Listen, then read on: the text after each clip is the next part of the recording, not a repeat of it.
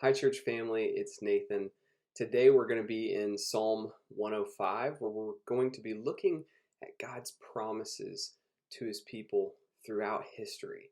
And I want to focus in on verses 16 through 22, which recounts Joseph's part of this amazing story.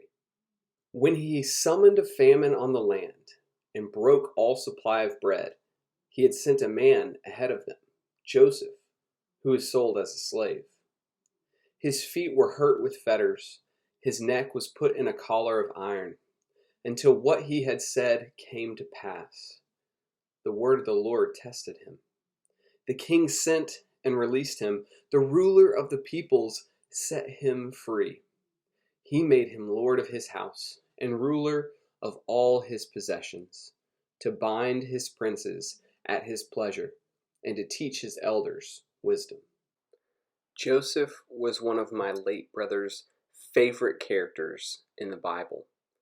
And although his life more resembled the book of Job in this last year, he understood that his story, including his suffering, revealed the providence of God and his ultimate salvation and healing.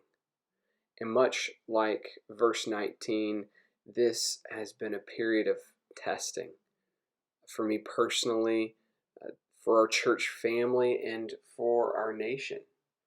But in this psalm, we see that Joseph was sent by God, that none of this story is a surprise to him.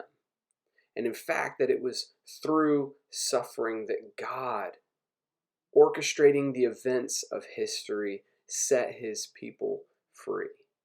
And so it has been for the people of God throughout history. And my brother was able to say, like Joseph, the classic statement of God's providence near the end of his life, which is found at the end of Genesis. You meant this for evil, but God meant this for good. And I don't know yet how God is using my brother's death to test me.